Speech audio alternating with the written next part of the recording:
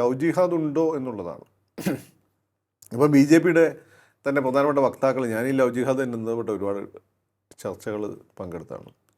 അപ്പോൾ അവർ പറയുന്നത് വെച്ചാൽ പ്രേമിച്ച് കല്യാണം കഴിക്കുന്നതിൻ്റെ പുറത്ത് മതം മാറ്റുന്നതോ ഇതുവരെ പറഞ്ഞുകൊണ്ടിരുന്നത് ലവ് ജിഹാദ് അല്ല, മറിച്ച് ജിഹാദ് ചെയ്യാൻ വേണ്ടിയിട്ട് എന്ന് വെച്ചാൽ യുദ്ധം ചെയ്യുക, ഇസ്ലാമിന് വേണ്ടി യുദ്ധം ചെയ്യാൻ വേണ്ടി. ജിഹാദ് എന്നുള്ളതിന് ശരിക്കുള്ള അർത്ഥം അങ്ങനെ ഒന്നല്ല, എങ്കിൽ പോലും അവർ പറയുന്ന അർത്ഥം ഇസ്ലാമിന് വേണ്ടി യുദ്ധം ചെയ്യാൻ വേണ്ടിയിട്ട് ആളുകളെ, ഭീകര സംഘടനകൾ ഹിന്ദു ക്രൈസ്തവ വിഭാഗത്തിൽപ്പെട്ട പെൺപിള്ളേരെ ബോധപൂർവം ടാർഗറ്റ് ചെയ്ത്, പ്രേമം നടിച്ച് ടാർഗറ്റ് ചെയ്ത് കല്യാണം കഴിച്ച് വിദേശത്തേക്ക് കടത്തി ഭീകരവാദികളാക്കുന്നു. ഇതിനെയാണ് അവർ ലവ് ജിഹാദ് എന്ന് പറയുന്നത്.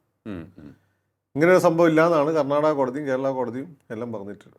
അല്ലെങ്കിൽ ഒരു ജഡ്ജി മാത്രമാണ് അങ്ങനെ പരാമർശം നടത്തിയത്. പക്ഷേ അടുത്ത ജഡ്ജി അത് തിരുത്തുകയും ചെയ്തു. അപ്പോൾ ആ രീതിയിലുള്ള ഒരു ലവ് ജിഹാദാണ് ഈ വിഷയം എന്ന് വെച്ചാൽ അല്ല. എന്നാൽ ആ രീതിയിലുള്ള ലവ് ജിഹാദ് ഇവിടെ നടന്നിട്ടില്ല വെച്ചാൽ നടന്നിട്ടുണ്ട്. നിമിഷ ഫാത്തിമ, അത് വലിയൊരു വിഷയമാണ്. അതുപോലെ തന്നെ സിറിയൻ ക്രിസ്ത്യൻസിൽപ്പെട്ട 1-2 പയ്യന്മാരും പെമ്പിള്ളേരെല്ലാം അതിൻ്റെ ഭാഗമായിട്ടുണ്ട്. അപ്പോൾ അങ്ങനത്തെ സംഭവങ്ങൾ ഉണ്ടായിട്ടുണ്ടോ എന്ന് വെച്ചാൽ ഉണ്ടായിട്ടുണ്ട്. എന്നാൽ ഗവൺമെൻറ്റിൻ്റെയും കോടതിയുടെയും ഭാഷ്യം അങ്ങനെ ഒരു ട്രെൻഡ് ഇല്ല എന്നുള്ളതാണ്. എന്നാൽ ചില സംഭവങ്ങൾ ഉണ്ടായിട്ടുണ്ട്. ഇവിടെ വിഷയം എന്ന് വെച്ചാൽ ഇതൊരു പുതിയ വിഷയമൊന്നുമല്ല.